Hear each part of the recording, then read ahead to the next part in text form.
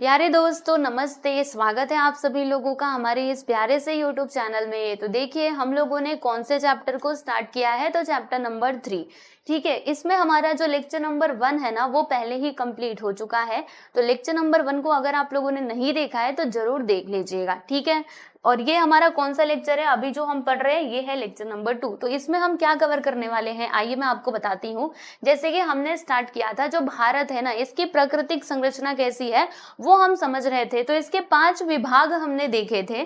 कौन कौन से देखे थे याद करो। तो पहला हमने देखा था ये हिमालय, फिर उसके बाद उत्तर भारतीय मैदान, तीसरा था प्रायद्वीप, फिर यहाँ पे चौथा था तटीय प्रदेश, और यहाँ पे 5वां था प्यारे प्यारे दोस्तों द्वीप समूह, ठीक है ना। तो देखिएगा इसमें से 2 के बारे में तो हमने पढ़ लिया है। ये जो हिमालय और उत्तर भारतीय मैदान थे इनके बारे में मैंने आपको बता दिया था। अभी आज के इस लेक्चर में यानी इस लेक्चर नंबर 2 में हम क्या पढ़ने वाले हैं, तो यहाँ पर हम प्रायद्वीपीय भारत, तटीय प्रदेश और द्वीप समूह के बारे में यहाँ पर पढ़ने वाले हैं, ठीक है। तो सारी चीजें आपको समझ में आएंगी, बिल्कुल भी चिंता मत करना। अब हम आराम आराम से मतलब पढ़ते हुए चलेंगे, सारी चीजें आपके दिमाग में बैठती चली जाएंगी, ठीक है। तो आइए शुरू करें। यहाँ पर देखिएगा हम प्रायद्वीप की बात करेंगे। तो प्रायद्वीपीय भारत क्या है भाई, मैंने आप लोगों को यहाँ पर इस मैप में दिखाया था, पहले ही मैंने आप लोगों को ना इसका डिवीजन समझा दिया था, ठीक है। मैंने बताया था ना, देखो जैसे कि ये हमारा पहला विभाग है यानी कि हिमालय, ठीक है। इसका मैं कलर बदलती हूँ।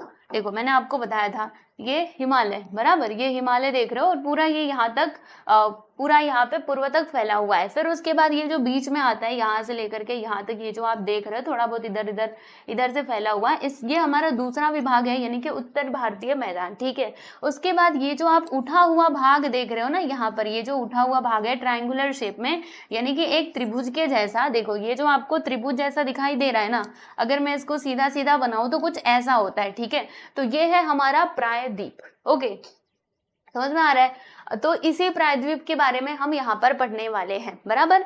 तो प्रायद्वीप आपको समझ में आया ना, ये हमारा तीसरा डिवीजन है, ठीक है। फिर उसके बाद चौथा आ जाएगा ये कोस्टल, और 5वें में क्या आ जाएगा, 5वें में हमारे द्वीप समूह आ जाएंगे। तो चलिए पहले हम लोग प्रायद्वीपीय भारत की बात कर लेते हैं।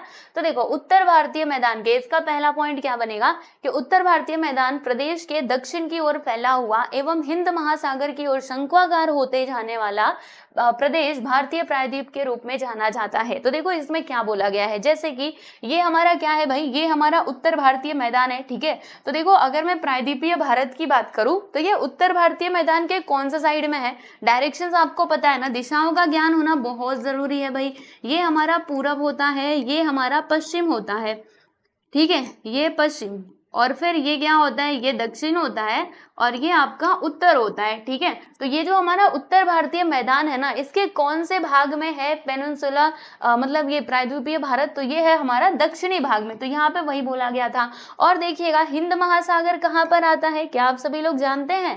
तो ये देखो भारत है ना यहाँ पर, तो भारत के नीचे, ठीक है, निचले हिस्से में ये वाला जो सागर यहाँ पर आता है ना, ठीक है, इसी को हम क्या कहते हैं, हिंद महासागर कहते हैं। तो देखो ये जो हमारा प्रायद्वीपीय पठार है वो कैसे हो रहा है, सुनो, ये उत्तर भारतीय मैदान के एक तो दक्षिण में है, और ये जो हमारा हिंद महासागर है, देखो ये है आपका हिंद महासागर, ठीक है। तो हिंद महासागर की तरफ ये क्या होते जा रहा है, शंक्वाकार यानी कि कोन के आकार का होते जा रहा है।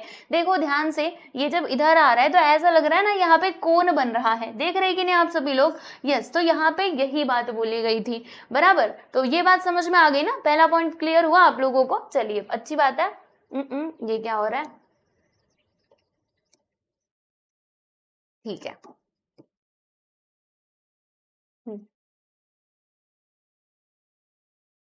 चलो हम चलते हैं आगे।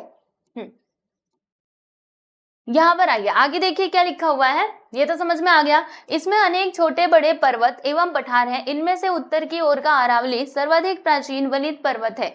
यानी कहने का मतलब क्या है समझिएगा, देखिए इसमें ना अनेक छोटे बड़े पर्वत हैं और पठार है। पर्वत क्या होता है, पर्वत यानी जिसकी चोटी होती है इस प्रकार से शंक्वाकार, और पठार मतलब क्या होता है, जो थोड़ा जमीन से ऊंचा होता है लेकिन पर्वतों से छोटा होता है, और जो उसका चोटी मतलब उसका चोटी नहीं होता, वो कैसे होता है, मान लो ऐसे ऐसे रहेगा जो, ठीक है, उसको हम क्या कहते हैं, पठार कहते हैं। तो ये जो जो आप देख रहे हो ना हमारा प्रायद्वीपीय भारत, तो यहाँ पर कई सारे पर्वत भी हैं, इसके अलावा पठार भी हैं, ठीक है।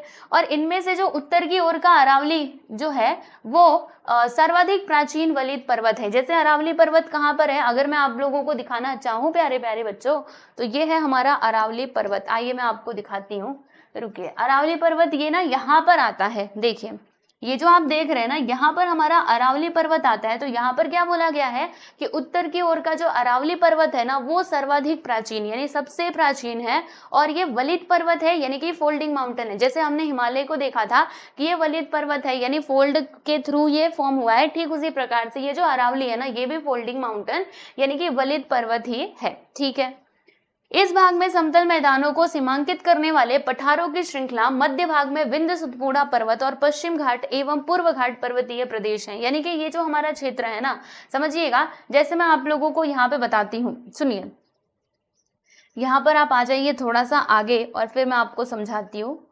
ये देखिए, जैसे अगर मैं ये प्रायद्वीप की बात करूं, है ना, तो यहाँ पर देखिएगा जैसे इधर तो हमारा उत्तर भारतीय मैदान आ जाता है, उसके जस्ट नीचे मतलब यहाँ पर जो बॉर्डर है ना, बॉर्डर कौन बना रहे, तो ये जो अलग अलग पठार हैं ये बना रहे। जैसे कि बुंदेलखंड का पठार यहाँ पर आ जाता है, फिर यहाँ पे बघेलखंड का पठार आता है।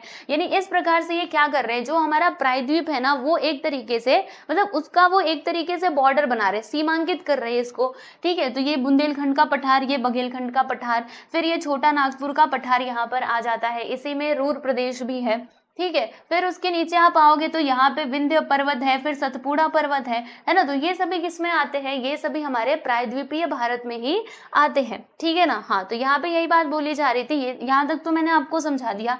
फिर आगे देखो क्या लिखा है कि विंध्य सतपुड़ा पर्वत और पश्चिम घाट एवं पूर्व घाट के पर्वतीय प्रदेश है। अब पश्चिमी घाट पूर्वी घाट कौन है, तो देखो ये जो आप देख रहे हैं ना ये आपके घाट है, घाट ये हमारा पूर्वी घाट है, ठीक है, ये हमारा पश्चिमी घाट है, समझ आ रहा है। तो देखो ये हमारा क्या है भाई, ये हमारा पेनिनसुलर मतलब प्रायद्वीपीय भारत है, ठीक है। तो अब इसके पश्चिम में देखो तो यहाँ पे पश्चिमी घाट है, इसके पूर्व में देखो तो पूर्वी घाट है। और याद रखिएगा पूर्वी घाट पे जो पर्वत है ना वो कैसे हैं, मतलब यहाँ पे अगर आप पर्वत देखोगे ना यहाँ के, तो वो कैसे एकदम सीधा सीधा, लेकिन यहाँ पे थोड़े से कटे पिटे हैं। कटे पिटने का कारण क्या है अभी मैं आपको आगे बताऊंगी, क्योंकि जो नदियां है ना, नदियां यहाँ पर कैसी है, वो तेज होकर के जाती हैं। तो इन्होंने इसको यहाँ के पर्वतों को काटा नहीं है, लेकिन यहाँ पर नदियां जो है इनकी वजह से पर्वत जो है वो कटे हुए हैं, ठीक है।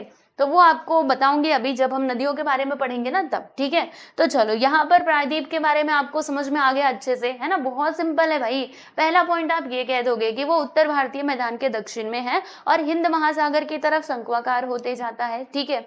और यहाँ पर आप बोलोगे कि कई सारे पर्वत एवं पठार भी हैं, और ये पर्वत अलग अलग जो पठार है वो क्या करते हैं, इसकी सीमा बनाती है, इसकी बॉर्डर बनाते हैं। और इसके पश्चिम में है पश्चिमी घाट, इसके पूरब में है पूर्वी घाट। सिंपल है ना, इजी था, चलिए बहुत अच्छी बात है। अब हम चलते हैं यहाँ पे आगे और बात करते हैं तटीय प्रदेश की। तो प्यारे प्यारे बच्चों, तटीय प्रदेश क्या होता है, तो ये जो आप देख रहे हो ना ये क्या है, ये हमारा सागर है, ये अरब सागर है, ये बे ऑफ बंगाल है, मतलब बंगाल की खाड़ी है, ठीक है। तो ये अरब सागर और बंगाल की खाड़ी से जो सटे हुए ये वाले जो प्रदेश है ना, ये जो आप देख रहे हो, ठीक है, इनको हम क्या कहते हैं भाई, इनको हम कहते हैं तटीय प्रदेश, क्योंकि ये तट के पास है ना। अरे देखो ना, ये समुद्र के तट के पास है, इसीलिए इनको क्या कहा जाता है भाई, इनको तटीय प्रदेश कहा जाता है, ठीक है। तो इन्हीं तटीय प्रदेश के बारे में हम लोगों को यहाँ पर पढ़ना है। तो आइए जरा हम समझें इसको।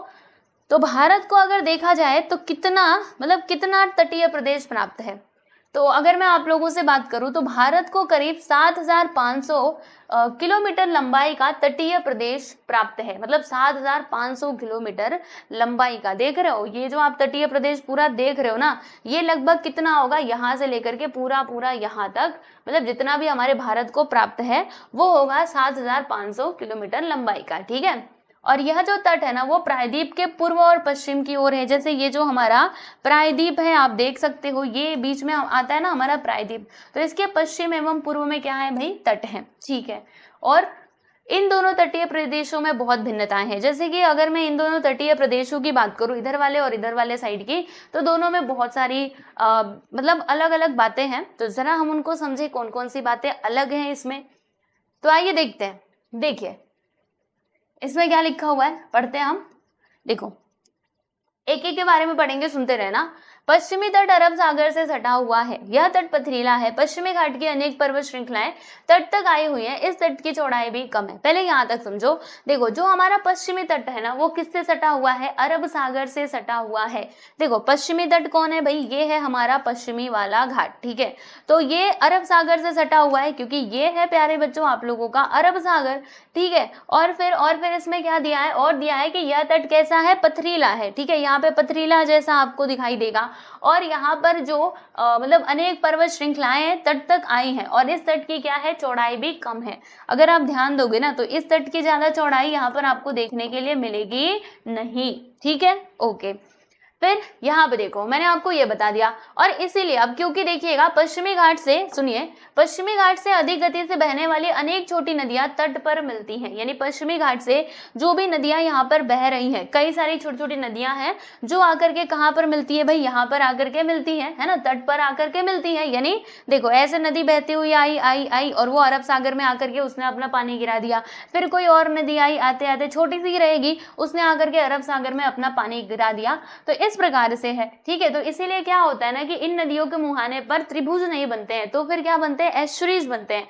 जैसे मैंने आपको त्रिभुज बताया था ना, डेल्टा, तो देखो डेल्टा कहाँ पर बनेंगे, अब क्योंकि मैं अगर आपको बताऊं तो इसकी ढलान ज्यादा है क्योंकि यहाँ पर जो पर्वत है ना वो एकदम सीधा सीधा आपको देखने मिलेंगे, ठीक है। यानी यहाँ पे ज्यादा कटे पिटे पर्वत नहीं है, तो यहाँ पे ढलान कैसी है, एकदम तीव्र है। तो इसके कारण जो नदियां हैं वो एकदम स्लोप करके वो सागर में जाकर के मिल जाती हैं, ठीक है, समझ रहे हो कि नहीं, वो सागर में डायरेक्टली जाकर के मिल जाती है, वो यहाँ पे त्रिभुज नहीं बनाती हैं। जैसे यहाँ पे त्रिभुज बना रहे थे हमारे गंगा और जो ब्रह्मपुत्र नदी थी, वो कैसे यहाँ पे सुंदरबन डेल्टा बना रहे थे, क्यों बना रहे थे, क्योंकि वहां पे देखो नदियां पहले तो फोर्स में आई, लेकिन जब उनको सपाट मिला, ठीक है, प्लेन जब मिला, तो फिर वो धीरे धीरे करके क्या हुई, उनके कई हिस्से हो गए, ठीक है। मतलब वही नदी है लेकिन कोई इधर गया कोई उधर गया और इसके कारण यहाँ पे क्या बन जाता है, त्रिभुज का प्रदेश बन जाता है, क्योंकि यहाँ पे ढलान कैसा हो जाता है, समतल हो जाता है। लेकिन इसमें नहीं है ना, इसीलिए यहाँ पे नदियां त्रिभुज नहीं बनाती हैं, ठीक है, ओके।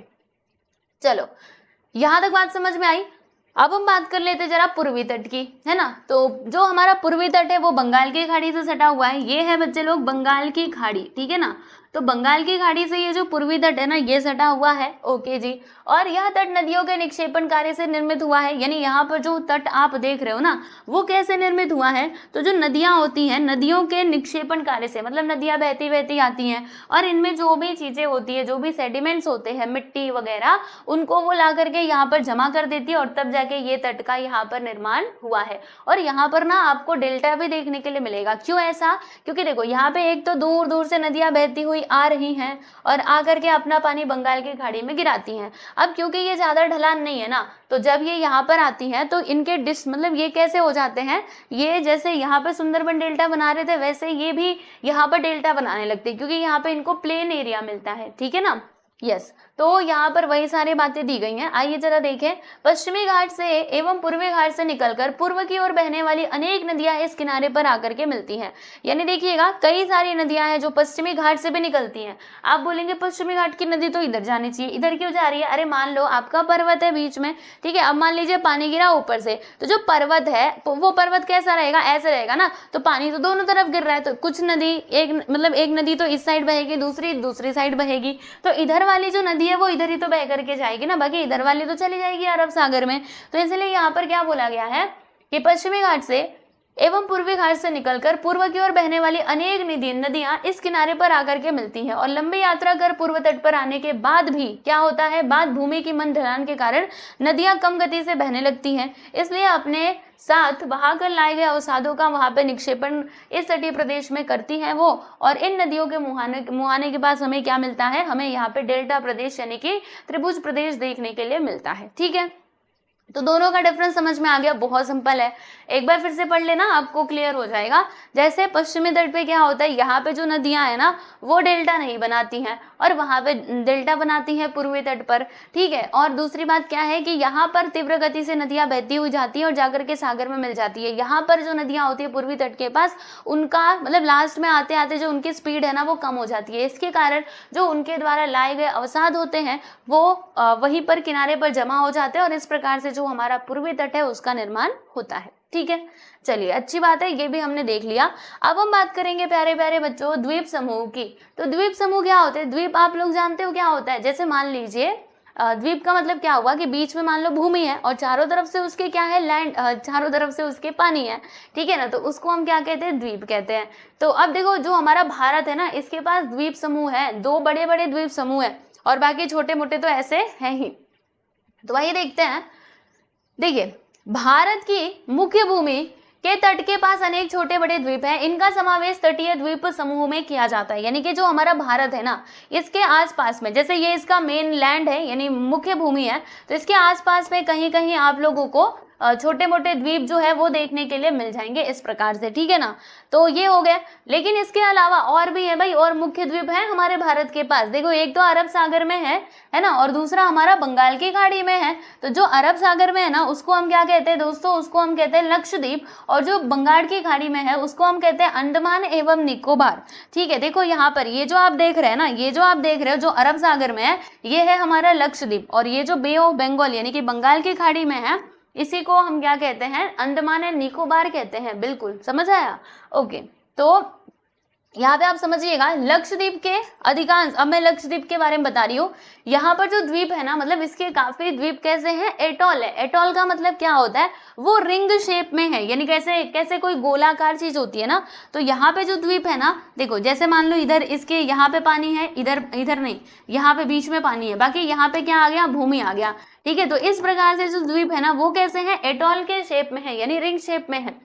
ठीक है, और अंडमान समूह के द्वीप प्रमुख रूप से कैसे हैं? ज्वालामुखीय द्वीप हैं, यानी कि वहां पर ज्वालामुखी हमें देखने के लिए मिलता है। और एक और बात बताऊं, आप ध्यान रखिएगा कि हमारे भारत के पास एक ऐसा द्वीप है जहां पर सक्रिय ज्वालामुखी है। बिल्कुल, सक्रिय ज्वालामुखी मतलब क्या होता है? जिसमें अभी भी उद्गार होते रहते हैं, यानी उसके अंदर से लावा, राख वगैरह सब कुछ निकलते रहते हैं। ठीक है, तो ये आकार में बड़े हैं एवं उनके आंतरिक भागों में ऊंची पहाड़ियां हैं। ठीक है, आकार में बड़े भी हैं और इनके जो आंतरिक भाग है वहां पे आपको ऊंची ऊंची पहाड़ियां भी देखने के लिए मिल जाएंगी। और इसी समूह के सुनो बैरन द्वीप पर क्या है? भारत का एकमात्र सक्रिय ज्वालामुखी है। तो ये इंपॉर्टेंट है भाई, याद रखना, बैरन द्वीप। ओके, तो निकोबार समूह में भी कुछ द्वीप ऐसे हैं जो एटॉल के आकार के हैं।